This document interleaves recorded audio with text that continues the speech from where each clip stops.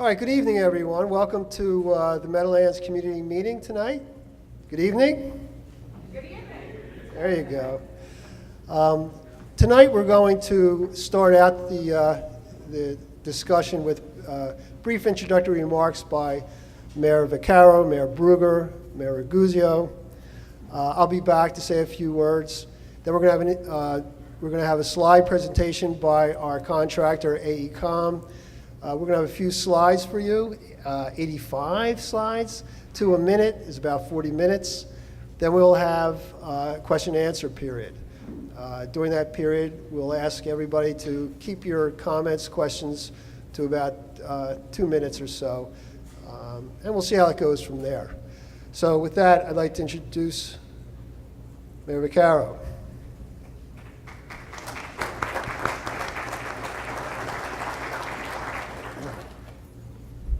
Thank you very much. First, I want to thank everybody for showing up this evening. I want to welcome everybody here to Moonachie. I also want to take this opportunity to thank Superintendent of School, Dr. Pons, for hosting this and having us here tonight. Thank you very much. You know, tonight we're going to see a proposal on things that we worked on for the last 3 years. I want to take the opportunity to thank the people who were involved, AECom and the state, the county, and local government that all worked together. This is a 3-year process that we've been working on, different levels of things that we looked at, what we can look at, solving some of our problems with flooding. This, and I don't want to sound negative here, but this is not going to protect us from another Sandy. But what this will do is give us protection on regular flooding issues that we have in all our communities. Moonachie will benefit from this proposal that we're looking at tonight. So those things are positive things that we're looking at. It also works with South Hackensack. It works with Little Ferry, Karlstad, Teterboro. In this region, what you're going to look at tonight is a benefit. It's, again, I want to caution everybody, it's not going to protect us from another Sandy, but this is a very positive thing. It's the hard work that's been done for the last 3 years. And I want to thank everybody here that are sitting at the table for the work and the time and efforts they put in. They really came up with a project that will benefit us. So again, I want to thank everybody. I want to thank all the people that showed up tonight. And I want to now ask Gary, Mayor of South Hackensack, Gary Brugger.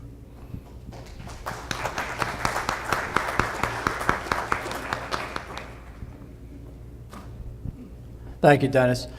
Much of what Dennis just got done saying, it's been a long process. I think when we all started this, we were looking at it and saying, wow, 2022, boy, that's a long ways away. Well, it's coming on fast, and that's when this project has to be done by.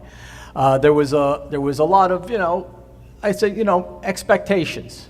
I looked at it and I said, going into this, that anything that's going to protect Moonachie and Little Ferry is going to protect South Hackensack. Because during Superstorm Sandy, we had very little flooding in our community. The only area that got flooded was the area down by Empire Boulevard. That was devastated. That's one of our smaller business districts down there. But I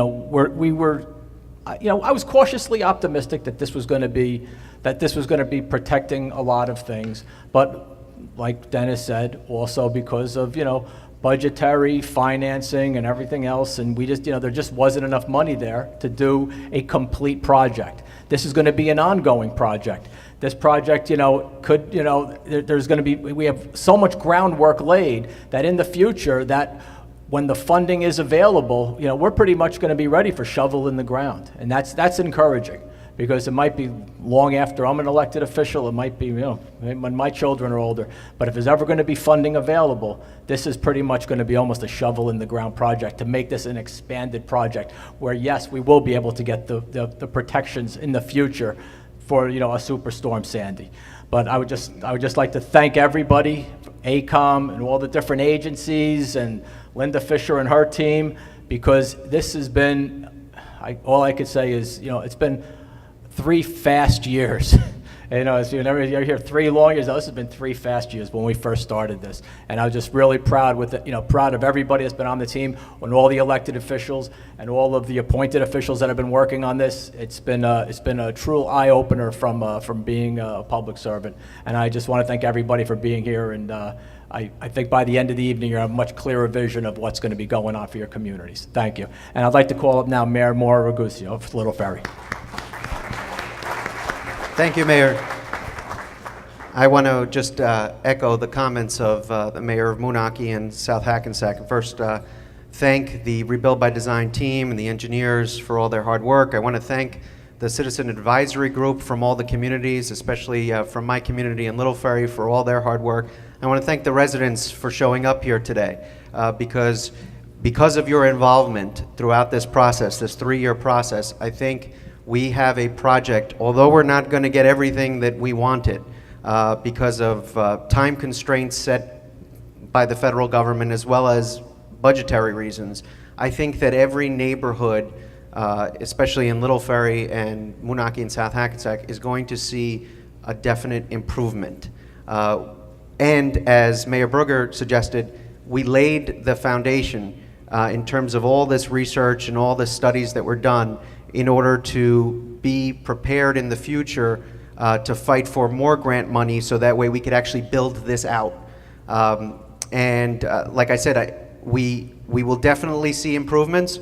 Like many of you, was skeptical, and I insisted that our borough engineers review these projects before it came to the public, and I can assure you that in terms of our community, our borough engineer feels pretty confident that Little Ferry will see an improvement in our neighborhoods that see flooding regularly because of heavy rainstorms. And there's a lot more to do, and we're ready to continue the fight to bring more money to the region for flood protection. But again, we are here today because of the citizen involvement and your hard work and dedication to this to really put the pressure on to get the very best that we can get for the money that we have and the time constraints that are in place. So thank you all very much, and I hope you enjoy the presentation. Thank you.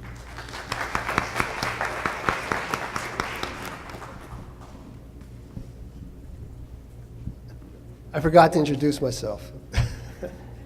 I'm Dave Rosenblatt. I'm the Assistant Commissioner for Engineering and Construction at DEP. It's my office that HUD is charged with completing this project by 2022. I would say that the most important introductions have just been had. Nothing gets done without mayors. My office does a lot of flood control projects and shore protection projects around the state. Frequently we do them with the Army Corps of Engineers. Sometimes we do them alone. But always with municipalities, always with the direct input of mayors. And as I said, nothing gets done without their participation, cooperation. So I thank you, mayors, for being here tonight and throughout this process. Another group that needs to be recognized are those citizens that participate in the Citizens Advisory Group. The advisory group sits with us, goes through every step of the planning process, critiques us regularly, and while nothing gets done without the mayors, it's very important that we also have this input from a constant source of citizens, and that group supplies that. So who from the Citizen Advisory Committee is here tonight? Stand up, please.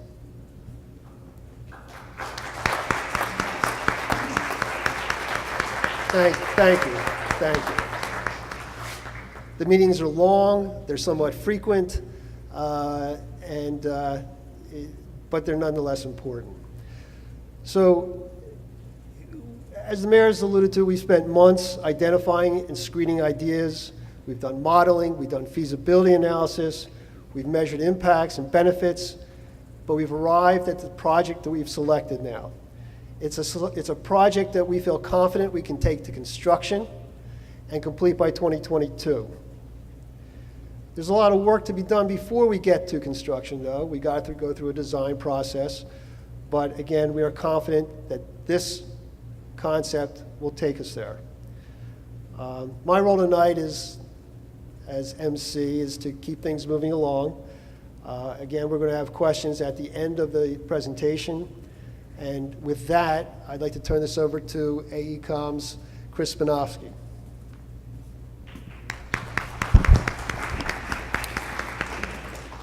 Thank you, Dave. And we are really excited to be here tonight. It's been a fast 3 years. There's been a lot of work that's been done in the last 3 years, and we're really proud and we're really happy to be here to be able to share it with you. So this is the agenda for tonight. You've heard the welcoming. We're going to go through a little bit of the background for those of you who are fairly new to this or may not remember how this started. And then we're going to walk you through the alternatives that we developed and ultimately to the preferred alternative that we're putting forward tonight. And like Dave said, we'll have question and answers at the end. So if you remember, the design competition started, and what was the concept that was awarded had a protect, connect, and grow theme. It also had an $850 million price tag, which was a huge challenge. The federal government awarded the state $150 million for the Pilot Area 1 study area, which are the 5 towns shown here. So what's been the biggest challenge for us is to take that concept that was awarded by the federal government and turn that $850 million concept into something that can be constructed for the money that was awarded to the state. So what we're going to do is we're going to walk you through that process, and I'm going to bring up some members of the design team, starting with our project manager, Garrett Avery, and Lulu Liquidis, who's sitting next to him, and they're going to walk you through how we developed the alternatives and how we got to the preferred alternatives. So with that, I'll turn it over to Garrett.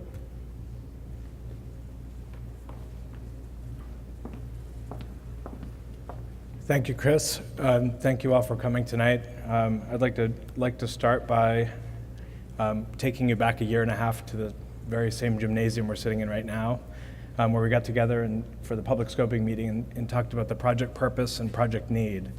And we thought this was an important thing to set the meeting for tonight, remembering why we started in the first place. Because after 3 years, sometimes it's hard to remember why you started. There's been a ton of great work, but when it really comes down to it, we're here to address flood risk, we're here to increase resiliency, and we're here to reduce impacts to ecological resources, critical facilities, and residential and commercial structures.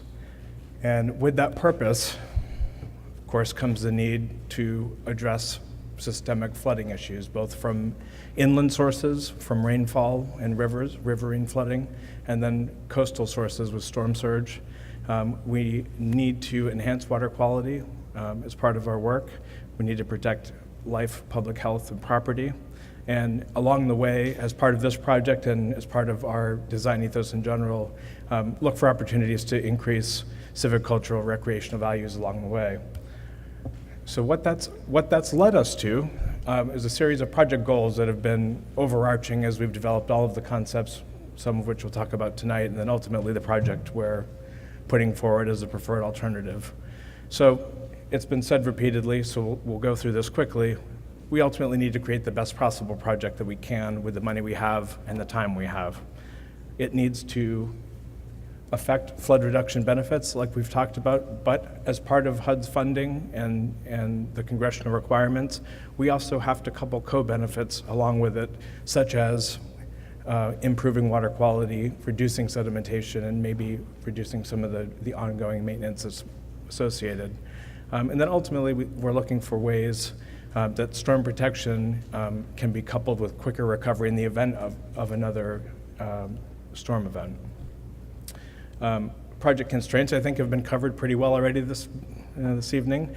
But one of the main ones for us as the design team is designing a project that can function with independent utility. And what that really means is when we're finished building it, it's a full, complete project that functions on its own without an additional project attached to it or without additional funding being needed. So it's not to say it couldn't be expanded on. We've actually proposed that it would be, but it must also act as its own project. So that was one of the first major constraints. Of course, funding was another one. September 2022, again, like Mayor Berger said, sounds far away, but truly isn't. And then the other is a positive benefit cost ratio, and that's a weird technical set of words, but ultimately what it means is that every federal dollar this project was given, it must generate more than $1 of benefit to the project area. So whatever project we're putting forward and the ones we've considered are returning more benefit than the cost to build it. So with all of those thoughts in mind, our design team got started and we started looking at project area challenges, and Many of you have seen this slide and these challenges. You know them, you live here. But as we were developing concepts, it became immediately clear low elevation and just physical site concepts or constructs are a major challenge. We have infrastructure in varying stages of functionality. We have historically filled wetlands that were absorbing stormwater or were absorbing storm surge that may not any longer. And then ultimately buildings in low-lying elevation. And what that ultimately led us to was realizing that there were some immediate project needs that needed to be addressed. First, there was insufficient protection from coastal events and riverine flooding events. There's also insufficient drainage in the interior, so in the neighborhoods and throughout the community, just with rainfall events. And then ultimately, there was a need to improve water quality when water was running off. All of those thoughts in mind, we were led to 3 alternatives, and we bucketed them, and we've talked about them at the various CAG meetings, and even at the public scoping meeting in this gym about 1.5 years ago, where we had alternative 1 that focuses on the coastal storm surge aspect of this project. The second being alternative 2, focusing on the interior flooding component, and then alternative 3 is what we've always referred to as the hybrid, but really it's a combination of those 2 that make the most sense and are most additive for solving both of those challenges together. So a bit about the timeline, and I know there are a lot of bubbles on this diagram, but I want to call your attention to this moment here. So here we are today, but 2018, for however busy the last 3 years have been, 2018 is an incredibly busy year, and there are a lot of moments along this next few months that we're going to need your input and involvement again. So we're here tonight talking about the preferred alternative, but relatively soon, actually tomorrow as a matter of fact, New Jersey DEP will be publishing the next action plan amendment, which allows the federal government to release construction funds for this project. So in a couple weeks, I believe on the 31st, there's going to be another public hearing for that specific action. So that's the second public meeting coming relatively quickly. The next major set of milestones is the draft environmental impact report and the draft feasibility study. And they're coming out together, and they'll be out in March. And there'll be a public meeting at that point also. So just in the next few months, we have a couple more times to get together and keep talking about project details, getting into particulars, and all of these documents will be available to review online. But ultimately, the reason we're here tonight is because alternative 3 is our preferred alternative, and we're going to spend a little bit of time talking through how we arrived there, talk a little bit about alternative 1, describe alt 2 very quickly, but ultimately spend our evening talking about the preferred alternative, which is that hybrid combination. So to bring us a little further, I'd like to bring Lulu up now, talk about our process.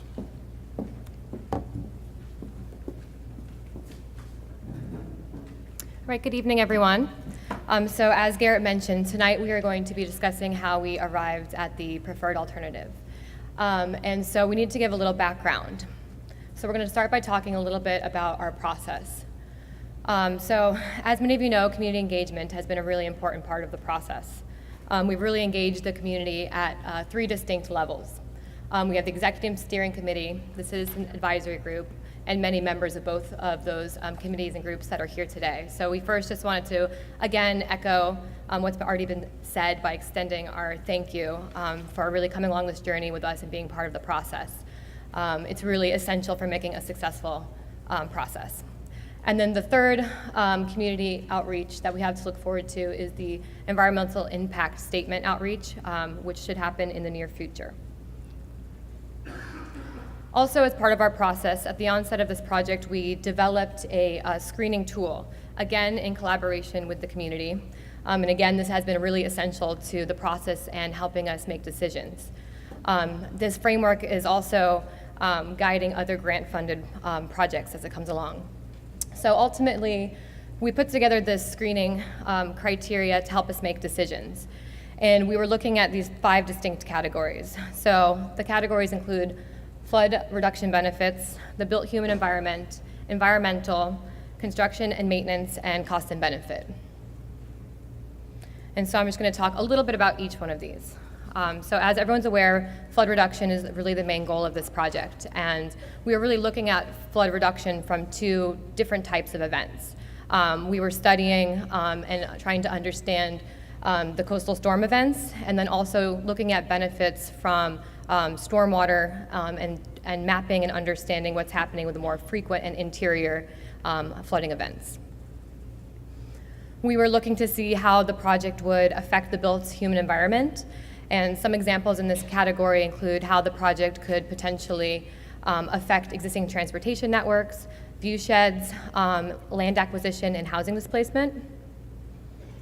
We looked at the natural environment to understand how the project could potentially affect existing ecologies, and even understanding how the project could potentially provide some sort of ecological uplift. We were looking at construction and maintenance. As we've heard time and time again, we understand that maintenance is a big concern of the community. So we are trying to understand the long-term maintenance aspects of the plan, and to make sure that this plan put in place has a plan for construction and maintenance. And then last, we were looking at benefit and cost. And as Garrett mentioned, trying to understand the distribution of benefits and to make sure that the project had a benefit-cost ratio that's greater than 1. So also in this project, there is specific grant evaluation criteria that needs to be included as part of the HUD mandate. So we just wanted to touch again on this really quick. All 3 of these benefits we'll be referring to as co-benefits throughout the presentation. And so in addition to flood reduction benefits, these benefits include economic, environmental, and social benefits. Okay, so now we're going to walk through a quick synopsis of Alternative 1 and 2, and then spend more time looking at really the project that we plan to construct by 2022. So we're going to kick it off with Alternative 1. And just to recap, Alternative 1 is the alternative that looks at coastal storm strategies. So really at the onset of developing these alternatives, we created some overarching goals and objectives. So from an infrastructure standpoint, we were looking at the engineering of putting together a type of coastal storm solution and how it would be integrated into the existing conditions. And then we were thinking about these co-benefits, so how this project could potentially affect ecologies, and how we could also incorporate places for people. So is it possible to include park spaces and access into the engineering design? The team went through a series of different types of analysis. We looked at mapping and modeling, and this is really just an example of some of the analysis that we looked at for this specific alternative. Topographic high points were really important to understand really what the existing conditions were of the site, and it was really important with Alternative 1 because the construction of storm protection strategy has to be tied off in order to really create a full line of protection to keep the water out. We also investigated soils, which was important to understand the type of substructure foundations that would be necessary to create this type of project. And then we went through many iterations of screening. And so what you're seeing up here is one of the example of the screenings that we went through. And at this time, we were looking at really high-level fatal flaws. So looking at things to understand if this project was within budget, whether it increased flooding in another part of the project, and also understanding if the benefit-cost ratio was, again, greater than 1. So we went through this analysis, and we brought the community along and held many meetings to develop the final Alternative 1 plan. And so it was at this time in the feasibility stage that we realized there was a few constraints with constructing Alternative 1. Ultimately, this concept exceeds the allocated funding, and with Alternative 1, it really has to be the entire project has to be constructed in order to function properly to keep water out of the site. So here's a few examples of how we were trying to integrate the public realm really into the coastal storm protection strategy. So this is one idea we had that we started calling Cantilever Walkway. And ultimately, the design flood elevation really becomes the protection strategy and a place for people. So as you can see in the rendering, it really creates a public balcony with planting and water access views. But we were also looking for more cost-effective approaches. So in the south, we were looking at ways to integrate sheet pile, but then also incorporate some sort of public realm amenity. And then again, with the overlay, you can really see that the sheet pile becomes the flood protection strategy, and it wraps around this viewing platform.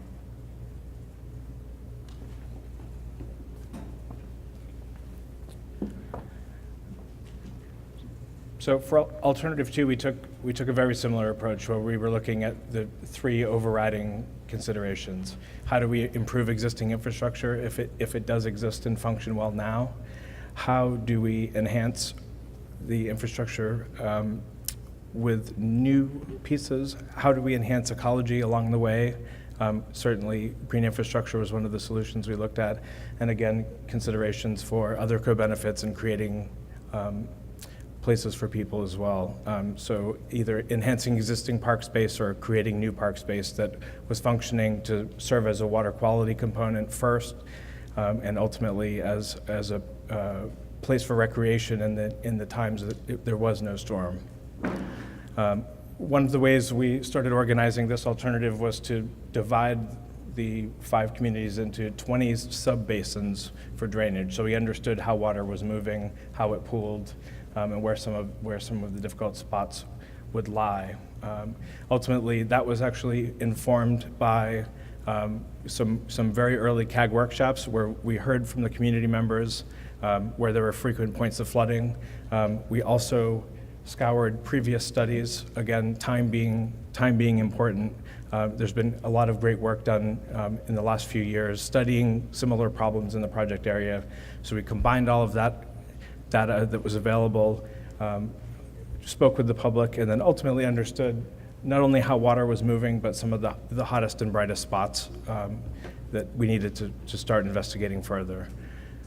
Again, like Alternative 1, we developed a whole series of concepts that we shared with the members of the CAG, the mayors, and others, and ultimately went through a screening process. And again, this is a moment in time as well where ultimately we found that there were some really excellent pieces in each one of these concepts, but for one reason or another, the concept as a whole couldn't move forward.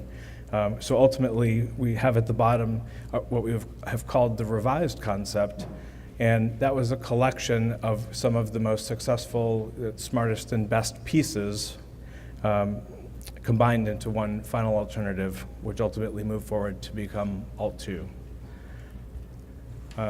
What that ultimately led us to is a series of what we call conveyance improvements, or ways to move water faster through and out of the community, both into the Hackensack and away from the project area, or into Berries Creek and away from the communities. But that involved new pump stations in certain cases. In Losen Slope, 2 separate pump stations. On East Riser, one new pump station. But then also a series of green infrastructure interventions, streetscape enhancement, park and open space enhancement, again for water quality and places for people, as Lulu said. A couple examples of the features we're talking about. This is just an example of one of the pump stations we were looking at in East Riser, where it would pull water from the riser and, this is Losen Slope, where it would pull water from Losen Slope, move it through the community, but allow the existing channel to stay as it is. And then on East Riser, this is an example of wetland creation, where we were looking at ways to enhance ecology, enhance storage, and improve water quality along the way. So with that, we made it through the first 2 alternatives that we were only catching up on to talk about Alt 3, which is our preferred. So very quickly, Alternative 3 is that hybrid. So it's a combination of Alternative 1 that Lulu described and components of Alternative 2 that I just described. Again, our 3 overriding considerations were important in this one as well, because it wasn't a simple combination of 1 and 2. Ultimately, we developed what we feel is the most comprehensive solution for the challenges we're facing. and we're facing challenges from storm surge, as we talked about, and inland flooding from rain events. So we have two separate sources, sometimes together, often separate. So this plan ultimately addresses both. And you will see elements that are familiar, both from 1 and 2, with pump stations in Low and Slope, pump stations in East Riser, green infrastructure and park improvements, and then also the line of protection along the Hackensack and a surge barrier at Berry's Creek, which is over here, number 6. We did a comparative screening between the 3 alternatives, looking for the elements that I just mentioned. Which of the alternatives provides maximum protection? Alternative 3 covers both. Which provides a great distribution of benefits? Well, frankly, all of them, and the others had a great benefit-cost ratio as well. But the most important thing was providing a comprehensive solution. What that led us to, and as feasibility went on, was that there were clearly projects that could provide immediate impact, that could be built with the money we had, and could be built in the time we have, and those that are also still smart and important projects, but that may take a little bit longer than we have for this project. So we developed what we've called the build plan, which is our proposal tonight, and the future plan, which are elements of the project that we feel should be considered in the future. I think Mayor Berger mentioned projects that would be available for others, potentially shovel-ready projects in the future, but that roadmap would be there. So a couple of those examples, excuse me, getting ahead of myself here. So the build plan ultimately looks a little bit like Alternative 2, and it's meant to address the most immediate concerns. It's near-term, it's frequent flooding, but ultimately we're looking at a series of pump station and conveyance improvements on East Riser. I feel the same way. I understand. Conveyance improvements on Low and Slope as well, and then a series of streetscape improvements, street green infrastructure enhancement, and new and existing park enhancement. A couple of the features that we're excited about and want to share as elements that should be considered for future projects once this build plan is implemented is an extension of the enhancement up East Riser all the way into South Hackensack. And even with the project we're proposing as part of the build plan now, we do see benefits all the way to that reach, but the benefits could improve even further if this next segment was implemented. And then the second, of course, is by and large Alternative 1, which, as Lulu mentioned, does need to be implemented as a complete piece to provide immediate flood protection. But if it were implemented by others, it may not have all of the constraints that our project does now. So it's something to consider, even if it were piece by piece. So with that, Lulu's going to tell us a little bit more about the build plan in detail. Okay, so Garrett gave us a great overview of the build plan, and as he mentioned, we're going to talk about it in a bit more detail. And we're going to zoom into specific areas and talk about it in terms of flood reduction and co-benefits. So first, we're going to start with the East Riser channel improvements, then we'll talk about Low and Slope, and then I'll give an overview of the green infrastructure and park space improvements. Okay, so starting with the East Riser channel improvements. This proposal puts forth a plan to incorporate a new 500 CFS pump station. Also included in this design would be an energy dissipation structure and 2 culvert improvements. As far as the channel would see enhancements from basically improvements that would include widening and deepening the channel to really improve capacity of water and conveyance. And then this system would ultimately connect to, connect to a new eco park which really would be new wetland, which would provide benefit from a storage outlook. Really would help filter total suspended solids to help keep the channel free and clear, and then also provide an amenity for these adjacent communities. So here's an example of some of the channel improvements that I was just talking about. You can see some of the engineering in the foreground and this idea of potentially including a revegetated planting on the edges to not only provide new habitat, but to also restabilize the channel slopes. And ultimately, this channel would help capture road runoff and really move water to where it needs to go.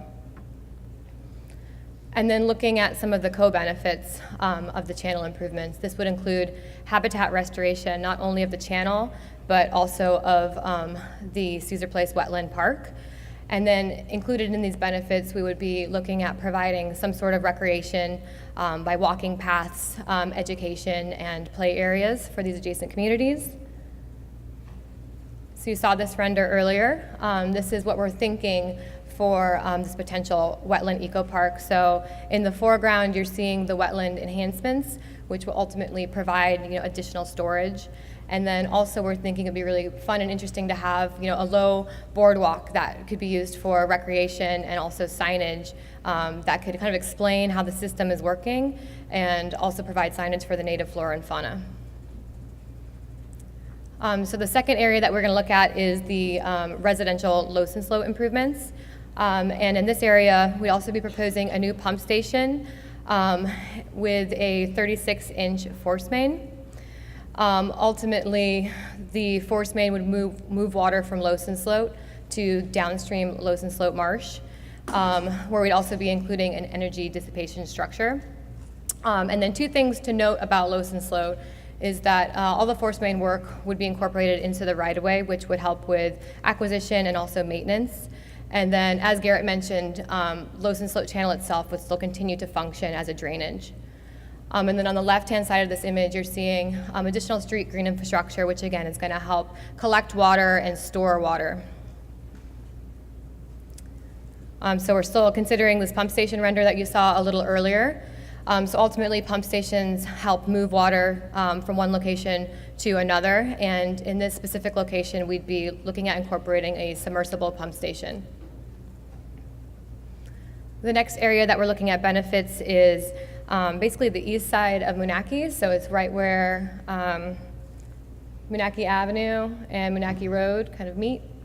And in this area, we're looking at a street green infrastructure system and also a new public amenity that would act as flood reduction by incorporating a series of bioswales and native plantings to, again, collect and store water.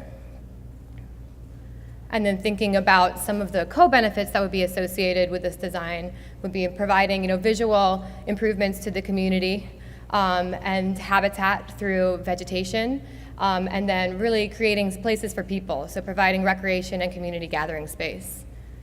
So here is an example of what we're thinking for this undeveloped parcel of land. So in the foreground, you're seeing the bioretention system, and this system would be engineered to filter 1.25 inches of rainfall in 2 hours.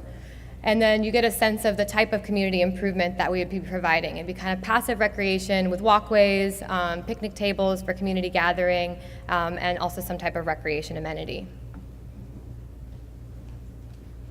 So we're also looking at improvements for some of the civic and public buildings.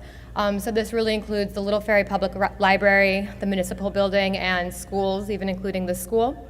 And ultimately, we're trying to think about how these public buildings can be part of the flood reduction system. So thinking about how we can integrate permeable paving and bioretention into some of the public buildings. And then looking at some of the co-benefits, again, you're going to really, it'll help really make a sense of place in this, civic core.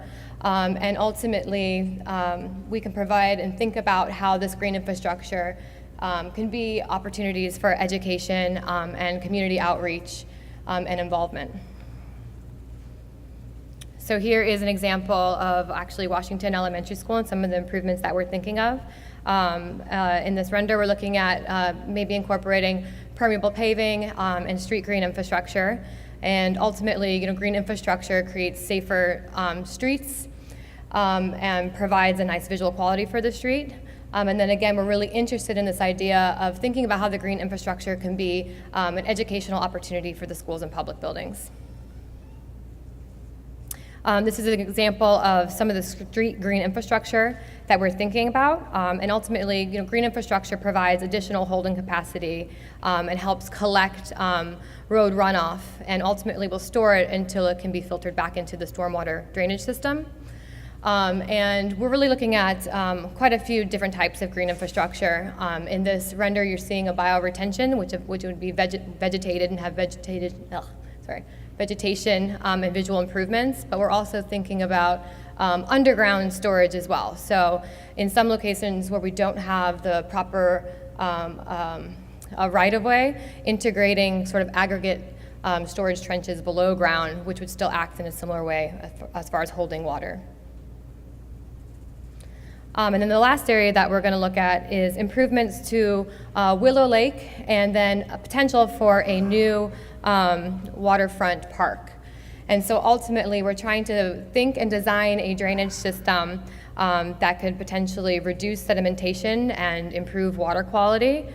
And then at Riverside Park, we're thinking of ways that we can restore the riparian edge and then integrate the green infrastructure as far as native plantings, again, to really act as a way to slow water. And then looking at some of the co-benefits that are associated with these two parks. For Willow Lake, we're thinking that we could help break up some of the lawn with some walking paths or recreation paths that would also be used for bicycling. Keeping lawn area open, but also thinking about on the edges where more people could gather and creating gathering spaces and extensions to the play. And then at Riverside Park, thinking about how we can incorporate gardens and walkways so that there are little follies where you can basically have a great view of the Hackensack River. And this is a kind of a conceptual illustration of some of the ideas that I was just discussing. In the foreground in this render, it shows a bioretention that's basically engineered with a stone chimney, and ultimately what the stone chimney would do is provide an outlet for ponding water. So it would flow into the stone chimney and then ultimately be stored in an aggregate underground. And then also you're seeing this idea of potentially including kind of low maintenance walking paths and extensions to play surface for the adjacent communities. So we've talked quite a bit about the build plan, and we wanted to touch base a little bit on, at this feasibility level, how the costs break down. So we've discussed green infrastructure and park improvements as being a component of the flood reduction system, and ultimately the green infrastructure components really break down to 15% of the estimated $1 million construction budget. And that you're seeing in the 85% is really being spent on the gray infrastructure and channel improvements. And really all of this coming together creates a project that meets the grant criteria and the HUD funding. Okay, so now we're going to talk a little bit more about some of the benefits under the build plan.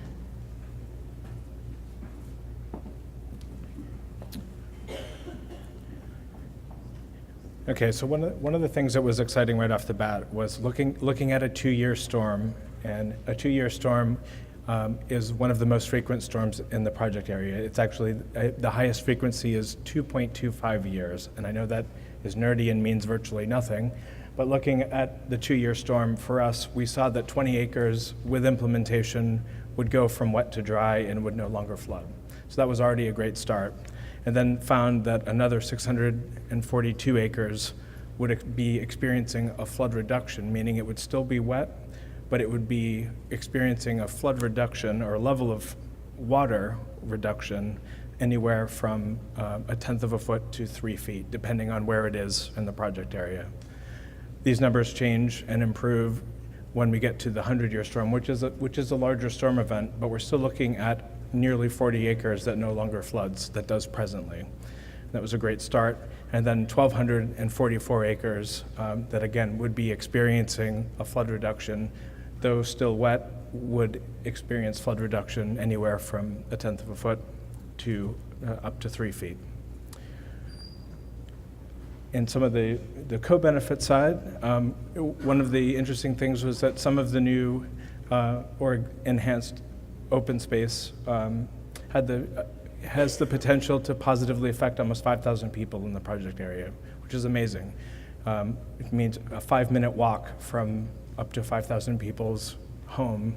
You can be in a new or enhanced park space, which really did drive a lot of benefit and excitement on the team. It's about 300 households within 500 feet, which is even less than that quarter-mile walk. And then looking at some of the street green infrastructure and some of the streetscape enhancement, 218 households would be within 100 feet of a new tree. And we're looking at almost 775 trees, or proposing about 775 trees to be planted as part of this restoration and streetscape enhancement aspect. Moving along to some of the benefits that we talked about before that are grant-related, economic revitalization was an important category. Environmental and resiliency benefits are important to this grant in particular, and of course the social benefits are important. And one of the ways that we started looking at it is breaking down what these categories really mean. Where are we getting our benefits from? Because remember, earlier on, we had to return more than $1 of benefit for every dollar we spent. So looking at this, the resiliency category is contributing 81%, and we'll get to the number in a minute. The economic improvement or revitalization is 10%, social's 8%, and environmental is 1%. Looking at resiliency, it's returning 87%. So Lulu said the project budget is about $100 million. The resiliency category alone is returning $87.1 million in benefit. And what that means is that it's flood reduction or flood elimination to structures, industrial structures. 31% is derived just from a reduction in injury and loss of life during flooding events. These are big numbers to us, and it was exciting to see these results. And then, we have a series of others contributing. There are up to 10 categories total. In the economic revitalization category, it's returning $10.9 million, so we've almost already met our project budget. And 90% of that value is coming from improvement to property values with this action, not only from the flood reduction, but also from some of the enhancement with green infrastructure and park and open space improvement. We started looking at social benefit and found that it's returning $8.8 million. So now we've officially crossed over to a positive benefit cost. And 80% of that value is coming from recreation, which was an amazing number for us to see. The second largest, of course, was 17% of that benefit is avoided stormwater treatment, which is directly related to cost and O&M. And then ultimately, environmental benefit, where with those 775 trees, 78% of that benefit is coming from enhanced water quality, enhanced air quality. So we have water quality and air quality benefits. And then, hilariously, though importantly, 20% coming from pollination. So next steps now, I'd like to have Dave come back up and talk us through how we're going to move forward from here.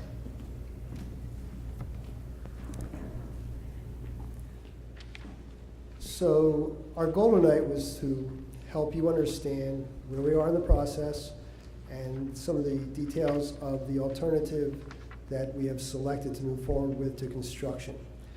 The key here is that we've selected the best possible project which can be built by 2022 and with the funding that we've been allocated.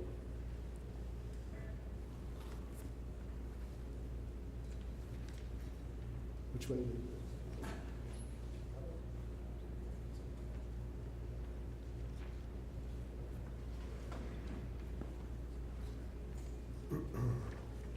I just want to say that we are very fortunate to have AECOM on our team.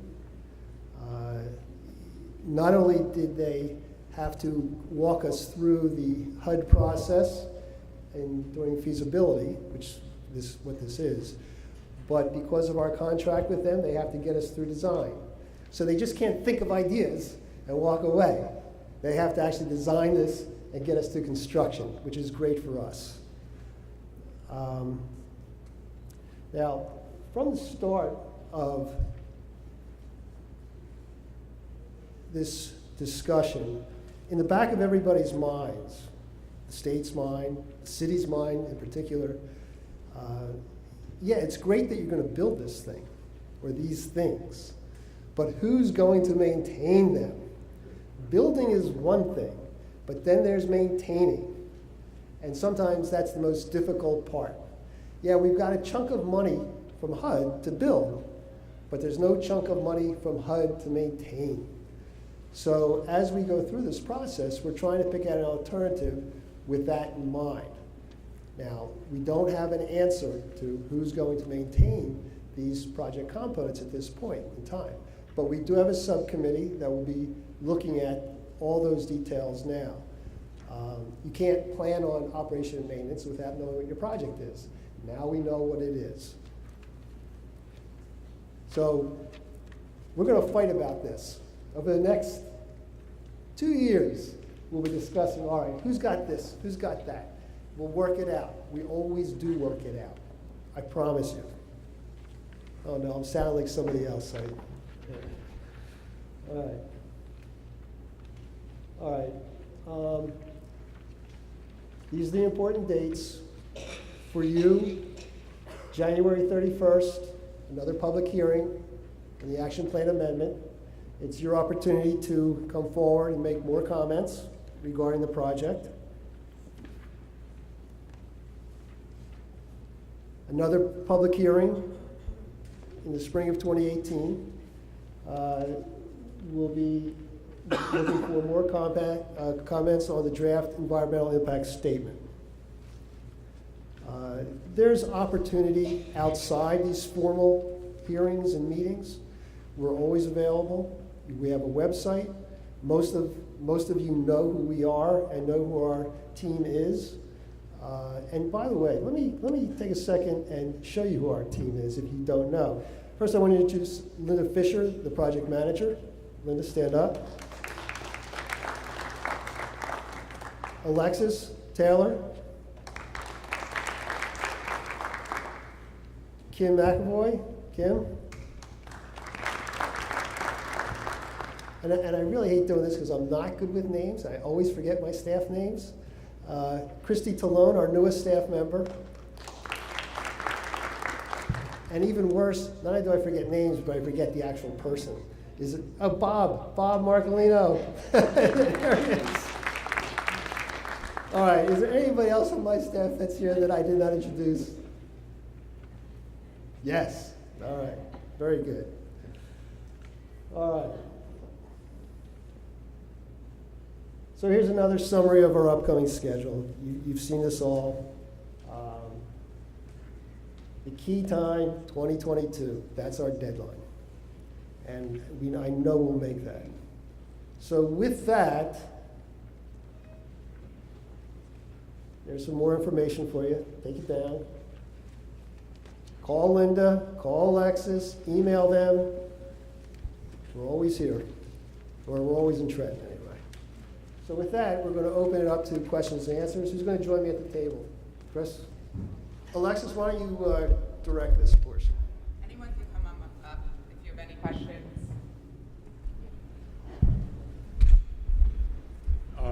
Not so much a question, but I'll go out on a limb and offer assistance in the future when you start doing development from a vegetative point of view. The former Hackensack Meadowlands Commission, which is now New Jersey Sports and Exeter, had so many name changes, I can't keep up with it, and I worked there, right? We're on an ambitious native plant project in the Meadowlands. Grasses, trees, shrubs, etc.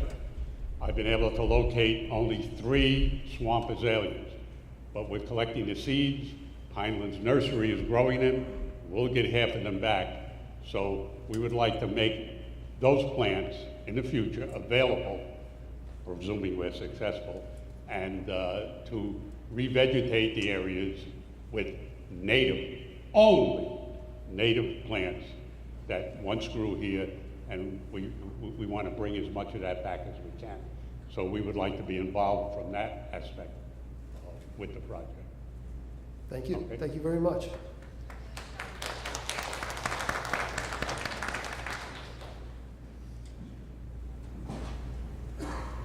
My name is Don Torino. I'm from Moonachie, president of Bergen County Audubon Society, and a 50-year resident, 51 years of Moonachie.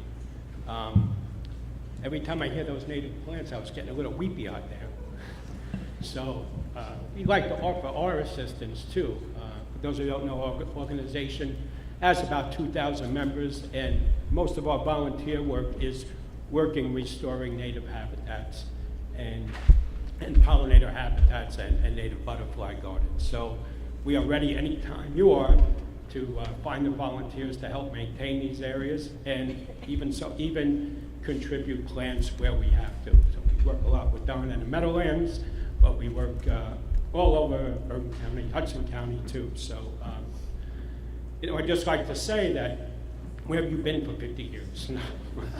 So this initially just looks like a great plan.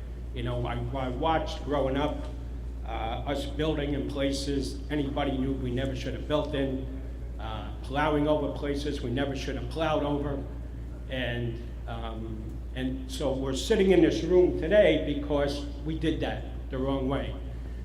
This is a great step in at least correcting some of that. So thank you. Thank you.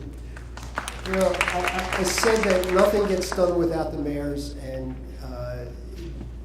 nothing gets done really well without local volunteer expertise. And we really appreciate when the locals step forward and offer their assistance. Questions, comments?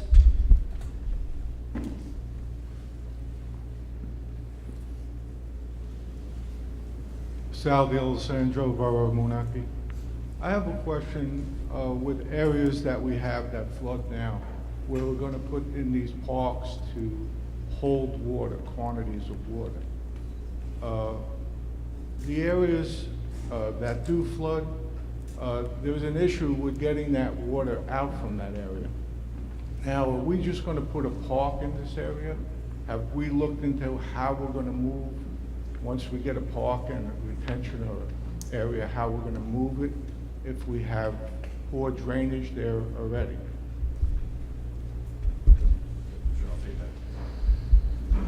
So the systems, the way they're designed, are designed to move the water more efficiently.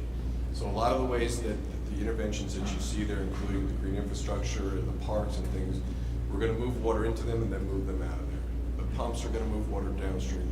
And one of the things I don't think we talked about a little bit, the way we structured is we started downstream. So the improvements start at the lower end of the drainage system.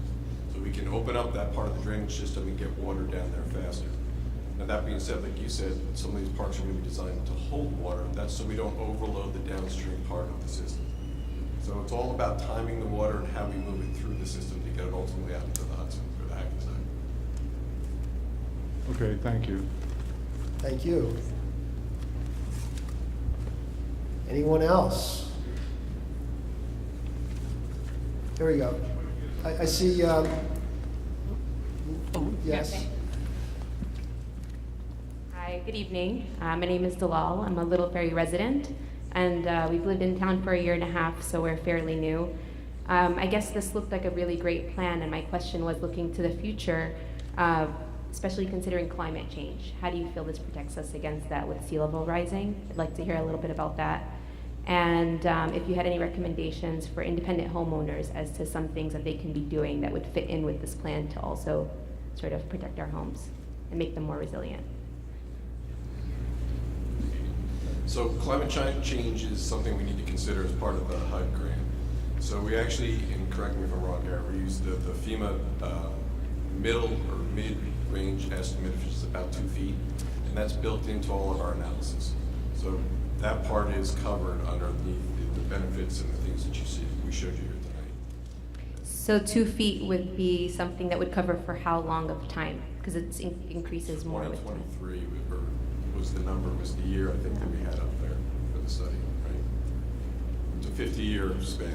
The 2020, the mid-range estimate is for 50 years out. Okay. And then the second part of the question was if there were any things that you recommended, or do you have any reports where we could look to see recommendations for things independently we can work on in our properties to sort of help? So that's not part of our study here, but there's always things you can do as homeowners to help, increase the absorption of water, reduce runoff, increase water quality. I think there's some good websites out there that you can look into, but anything that you can do on your property to reduce the amount of water going to your neighbor's property is going to help out the system. Okay, thank you. So let me just add that climate change is going to bring with it more than sea level rise. We're going to see probably more extreme weather events, including more rainfall. And I think the last thing this area needs is more rainfall, more intense, more frequent. And this project will certainly help mitigate that. Great. Thank you for your help. Sir. I guess this question would be addressed to Lulu or Adcom. On page 36 of your presentation, you have like side infiltrating pipes that are going to be constructed. And in Little Ferry, probably in Moonachie as well, are pipes or gravity drainage and a very shallow flow. I was wondering, these pipes, what size they would be and how often, because with the additional vegetation that's proposed, they probably would clog up with every storm. And I was wondering how much of a problem that would create for the local municipality and the DPWs. And would they be that accessible to clean? Those side infiltrating pipes? So just in general, I'll get this up on the screen. So everything that we've designed has operation and maintenance thought into it. So we need to make sure that whatever we put forward can be maintained and doesn't clog up. A lot of the green infrastructure things that Lulu was talking about is to help remove what they call TSS, total suspended solids. So you get the sand and the grit out of the stormwater before it goes into the pipe. You're gonna have to clean out the green infrastructure surface features every once in a while, but it helps keep those pipes clear to reduce the overall maintenance on the system and make sure they don't clog.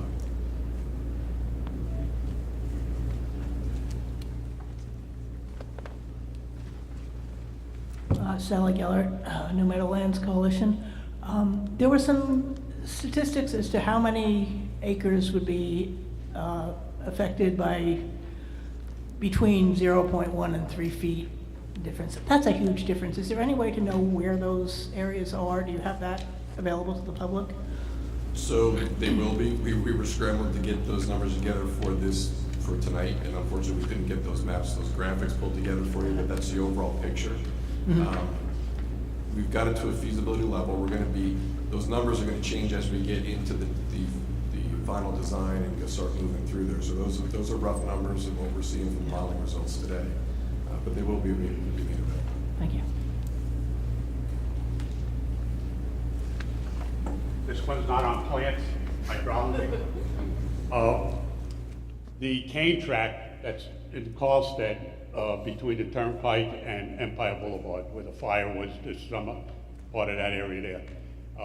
Used to be over 500 acres. Half of that was put into a mitigation bank. Tide water returned to it, planted, etc. The other half remains unofficially as a stormwater retention basin in excess of 200 acres.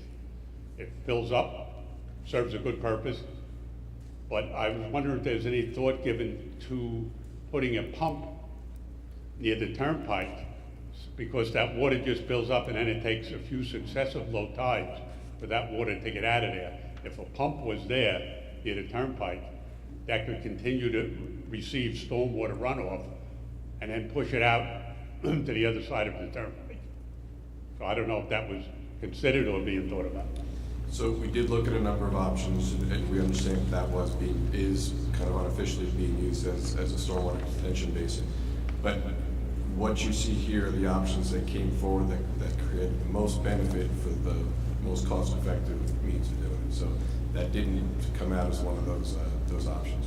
Okay.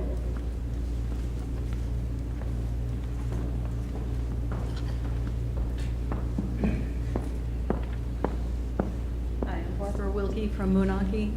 I see that one of the needs was to reduce the flood insurance rates, and I know that this is going to help mitigate the flooding. When do you see maybe insurance rates changing, or a timeline on that? Or is that not your jurisdiction? It's a little early for that discussion Okay. right now. And that's going to take a lot of coordination with FEMA. And while they're reviewing what we do as we go along, we're nowhere near talking about rates and lines. All right, fair, thanks. Sir?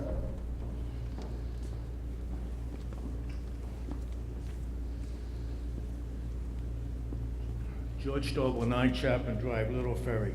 I'm concerned, if you can bring up picture number 56, okay, it's about the Lothan Slope drainage improvement. My concern is that at Lagrina Street, you're gonna put a pump station, and with the 36-inch pipe going down Liberty Street and then down Echo and into Birch. I live downstream from Birch, all right, on Chapman Drive and also the area around Lampkin Court. During Floyd and all the other storms that we had, the major storms, that was one of the few pieces of Little Ferry that wasn't flooded. My concern is, at the corner at Birch Street and Echo, the elevation is only 3.8. That was under 2.5 foot of water under Floyd. Okay? My concern is, you're taking that water from Lorena Street and the upstream of the Lothan Slope and dumping it down in Birch, but on below that area. So we knew it never flooded before, and my concern is that with that pump pumping 36-inch pipe into the Lothan Slope at that area, downstream, we're gonna get flooded.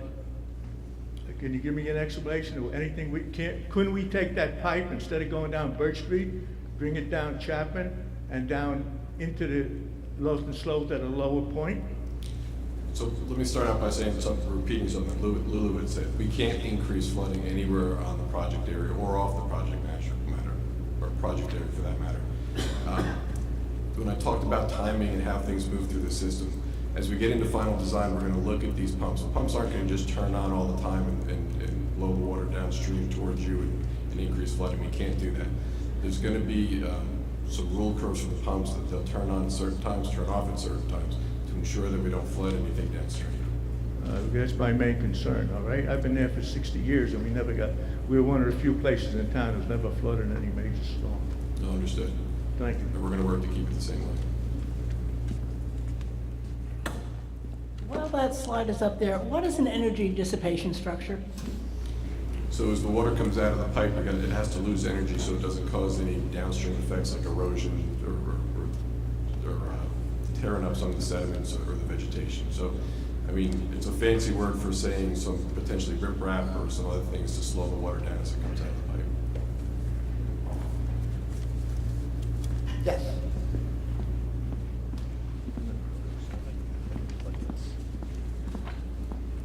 Good evening, I'm Dawn Mazzola from Little Ferry. And I first want to say I'm impressed with all the green space that this will be bringing into the town. My question is probably more for the government officials. Piggybacking on what you said, that over the years you've seen so many things change, so have I. And I'm wondering if there'll be legislation put in place to prevent building and kind of tearing down some of the things that we're trying to put back in place. Yeah, I think the wrong public officials are here for that tonight. But you know, I think as we move forward and we build projects like this, we don't want to stay in the old habits that cause problems like this. Absolutely. So I think as we build, we have to explain to those officials what it is we need in order to protect what we've built. Is that something that planning boards in each town? or- Absolutely, absolutely. Yeah. Thank you. That's the best place to start locally. And then the mayors can certainly bring their concerns to us and to the legislators at that point. But yeah, not everything, but most things work better as they come from the locals up. Thank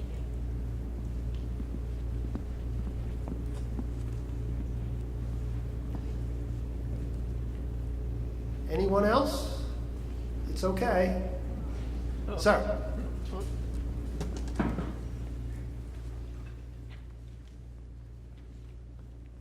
I had to come up here. I know. Keep the meeting going, otherwise it's gonna fade away on us. Bernie Sobolewski from Little Ferry. I got a number of tidbits of information. I hope I don't tie the meeting up too much. I know everybody would like to get home. I got a letter here, it's a public notice letter. It's from the U.S. Army Corps of Engineers. It's relative to the proposed project that Teterboro Airport is going to develop another 11 acres of wooded lands.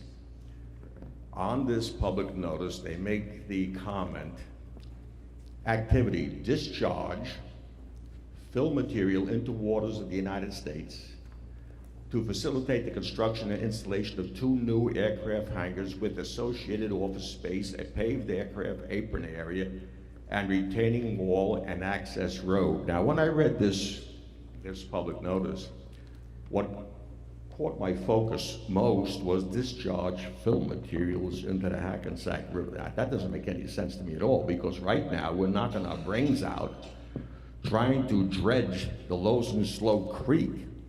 And we're not discharging those materials into the Hackensack River. We're basically placing them on dry land adjacent to the creek itself. The question was answered next, in the next one, what waterway? Waterway, where it's going to be discharged into, is the east and west riser ditches. Now that doesn't make any sense at all. Because if you look at the current condition of the East Riser Ditch, that, in most cases, is worse than the condition of the Lozen Slope Creek. And these are major drainage ways for floodwaters leaving our towns. I don't know if you're aware of this. I'll spare this sheet. I'll let you have this. Especially the environmental agency should have access to this information. Very important. Some other comments. I noticed on Empire Boulevard in Moonachie, right next to the Kane track which Donnie Smith brought up, that hasn't been remediated. There was a line of trees bordering Empire Boulevard, separating, let's say, the aesthetics from the road and the remaining Empire tract that hasn't been remediated. All of them have been removed, and that surprised the daylights out of me the last time I was there. Has this got anything to do with the rebuild by design? Does anybody know what the devil's going on? I do. The mayor? Hazel? Who? Donald. Rousseau Development Corporation cut the trees down because when the meadow caught on fire, some of the trees on the southern edge caught on fire. Trees from his property, big trees, overlapped the road, and so did those poplars. They're worried about a crown fire, treetop to treetop to the roof of $20 million of real estate. They cut the trees down. We intend to replant that whole thing with shrubs and low stuff. But that was done for fire protection. No, I asked the right question. I got the right answer. Appreciate it. Thank you. What happened with the Lozen Slope Creek drainage process? It seems to have it stopped.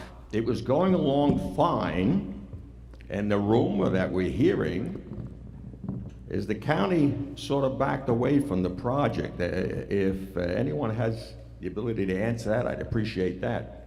Because, mind you, George Stobble, who was up here prior to me, who asked about the diverting the water from the Loselslow Creek down to Birch Street.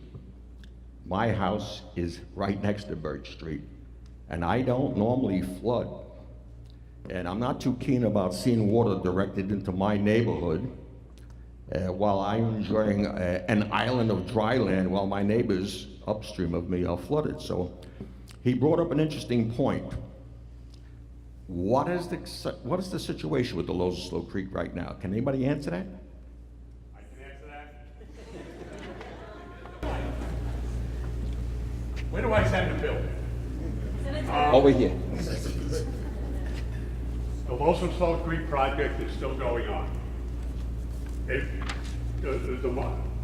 problems in between that we had was that the original operator working for Bergen County Department of Public Works was an ace operator.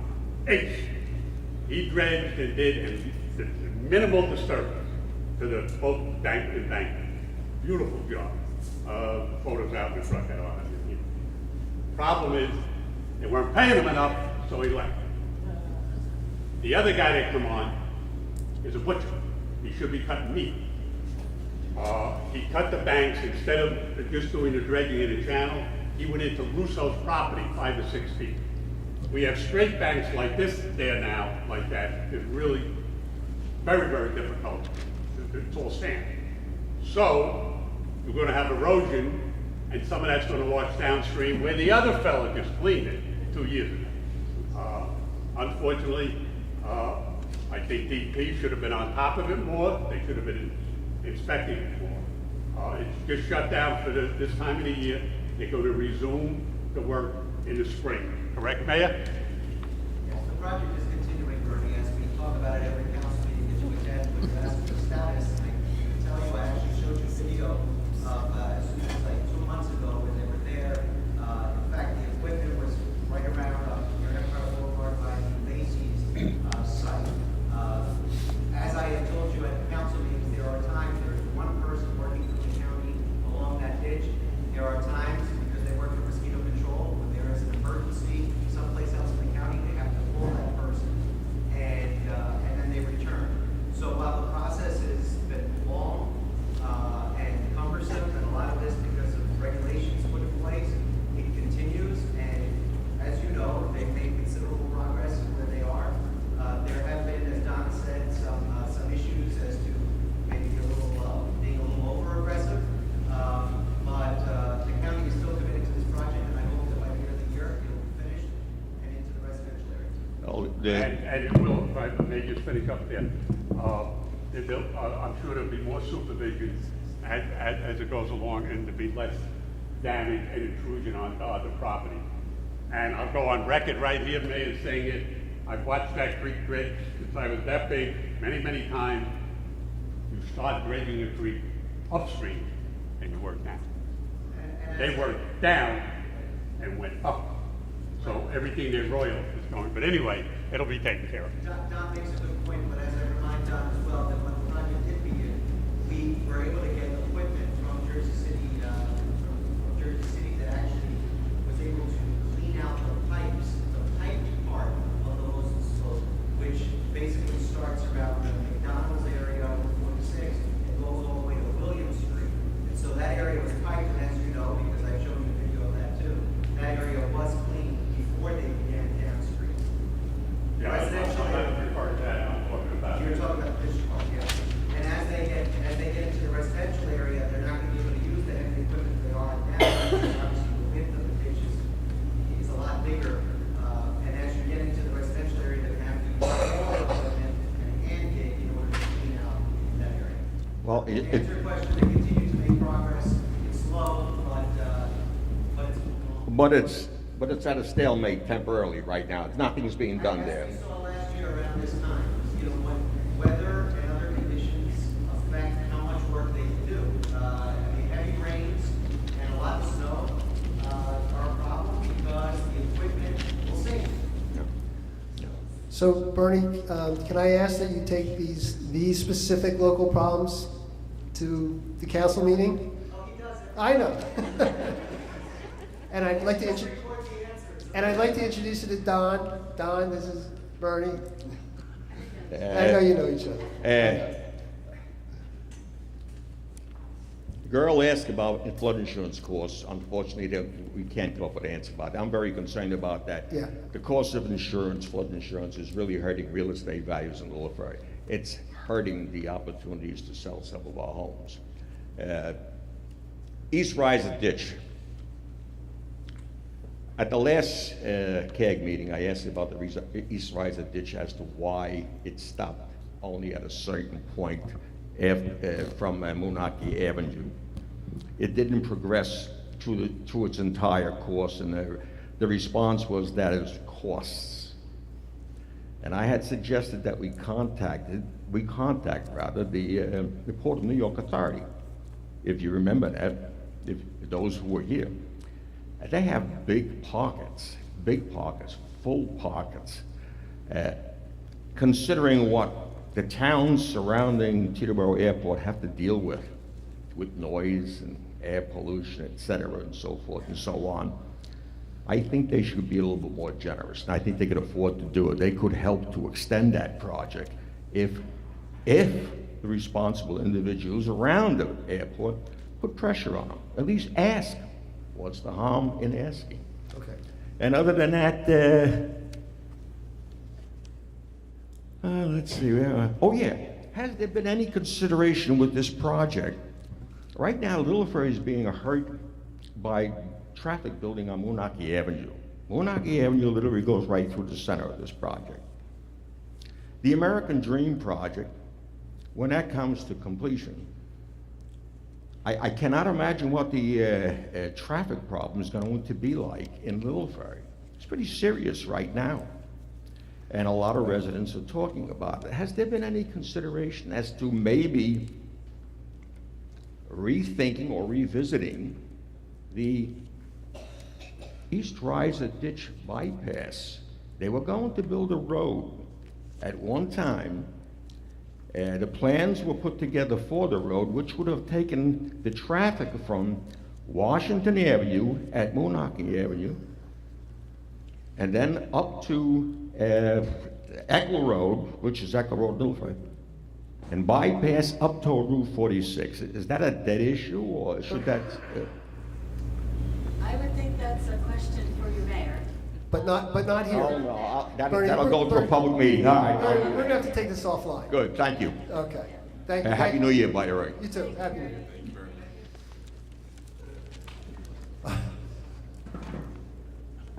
All right. Are there any other comments or questions, please? All right. If there's no more questions, then I'd like to thank everybody for coming out tonight. I thank AECom for the great presentation they've done. I think that